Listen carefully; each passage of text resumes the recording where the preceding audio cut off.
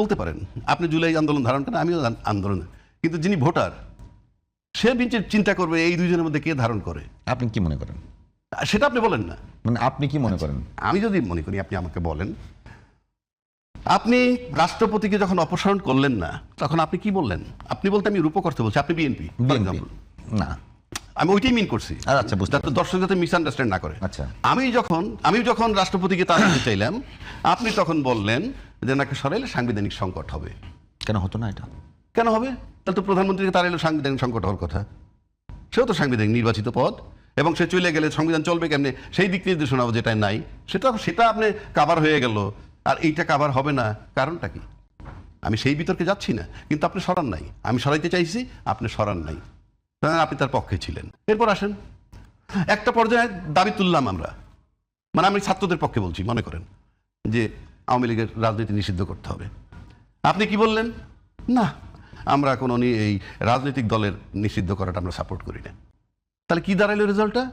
আমি নিষিদ্ধ করতে চাইলাম, আপনি বাধা দিলেন, ফলাফল কি হলো? দলের নিষিদ্ধ হইল না। তারপরে কি হইল?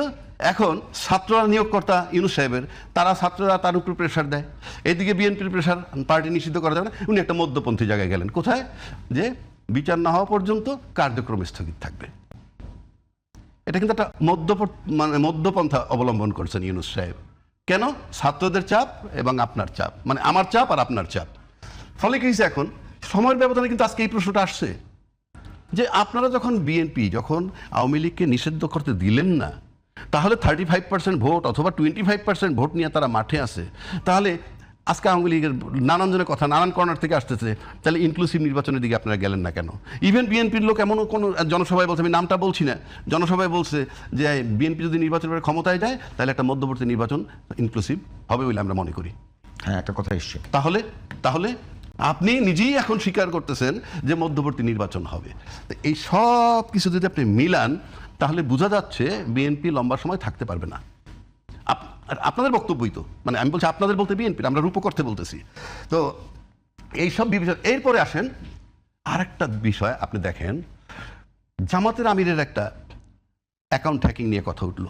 আমি টেকনিক্যাল বিষয় বুঝি না ভাই, এই জন্য আমি খুব টেকনিক্যাল বিষয় খুব জোরালো বলবো না, কিন্তু ওনারা ফাইনালি বের করছেন যে বঙ্গভবনের একজন কর্মকর্তা পাওয়া গেছে এবং তার ইমেইল আইডি এখানে ব্যবহার হয়েছে।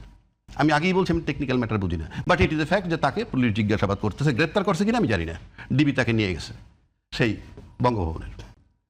এটা একটা বিরাট ডিমেরিটস, মানে সামনে নির্বাচন, সেই নির্বাচনে আইডি হ্যাকিংয়ে বঙ্গভবনের একজন কর্মকর্তা ইনভলভ হয়, যারা যেই বঙ্গভবনের রাষ্ট্রপতিকে আওয়ামী শক্তির পক্ষের শক্তি এবং জামাতকে আওয়ামী বিরোধী শক্তি, জামাতকে ডিসলাইক করে রাজাকার হিসাবে আওয়ামী লীগ বা বিএনপি যাদের কথাই বলেন।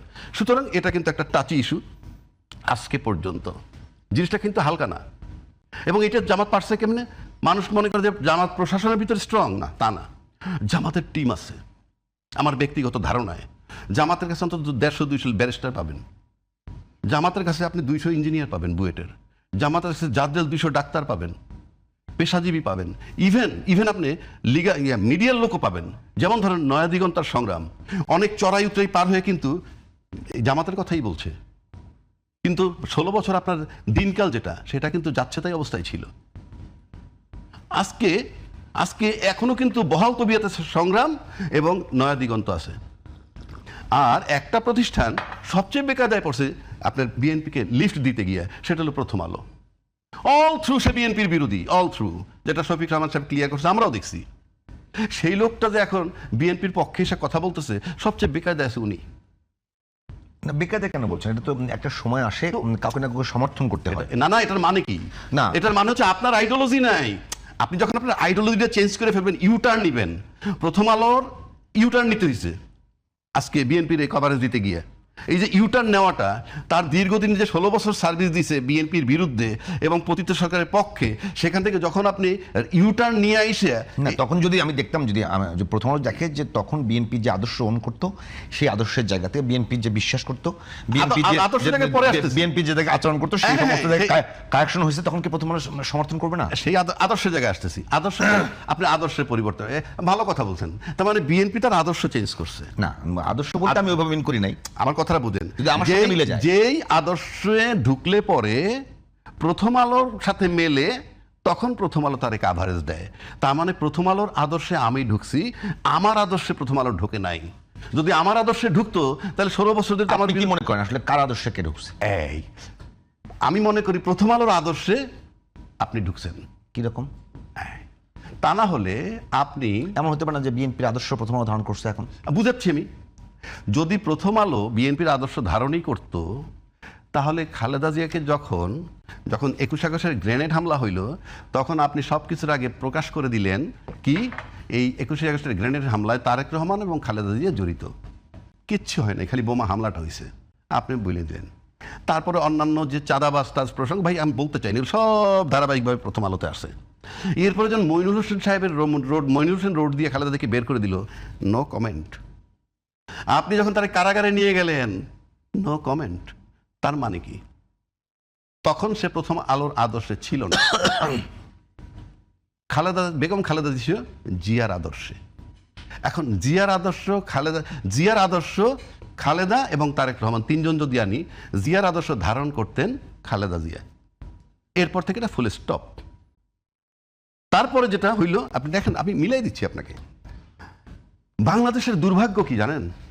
আমাদের দুর্ভাগ্য দেখেন, বঙ্গবন্ধু যখন স্বাধীনতার পরে উনি ফেরত আসলেন পাকিস্তান থেকে, কোনো ইতিহাসে আমি যাচ্ছি না, বিতর্কিত কোনো কথায় যাচ্ছি না, কিন্তু ওই মুহূর্তে তিনি ছিলেন অবিসংবাদিত একজন নেতা।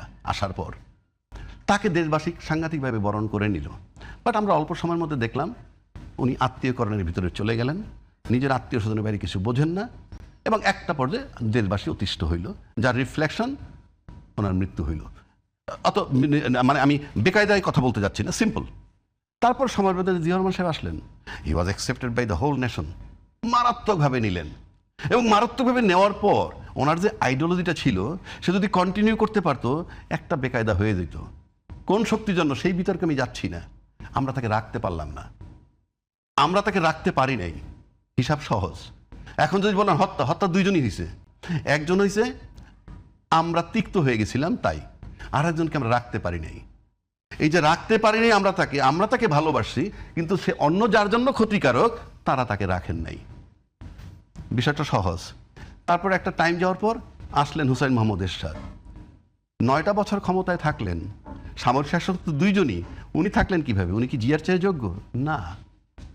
ওনার 9 বছর থাকা আর শেখ হাসিনার 16 বছর থাকার ভিতরে মিল পাবেন। এটা কিরকম? হ্যাঁ, আইডিওলজিগত। এরশাদ সাহেব কিন্তু অনেক উন্নয়নমূলক কাজ করছেন, রাষ্ট্রের অনেক উন্নয়নমূলক কাজ করছেন, কিন্তু সে হয়তো যে শক্তি তাকে বসাইছে বা পিছনে ছিল, তাদের সাথে হয়তো তার ভালো আন্ডারস্ট্যান্ডিং ছিল, এইটা করবো সেটা, একটা আন্ডারস্ট্যান্ডিং থাকে। সেটা হয়তো একসময় সে যে শান্তিপূর্ণভাবে 7-8 বছর পার করার পর যখন দেখলো যে না, যে পরিমাণ বিপু প্রত্যাশা করতেছিল সেটা পাচ্ছে না, তখন তার বিরুদ্ধে কিন্তু আন্দোলন গড়ে উঠলো এবং অভ্যুত্থান হয়ে গেল। খালেদা জিয়া ক্ষমতা আসলেন।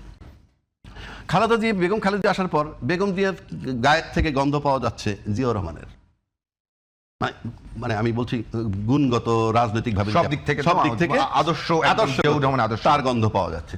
তার গন্ধ যখন পাওয়া যাচ্ছে, তখন আপনি মনে করেন এই দেশে প্রথম থেকে তার বিরুদ্ধে কথাবার্তা উঠে নাই, এই আন্দোলন সেই আন্দোলন বিভিন্ন বিষয় আসছে।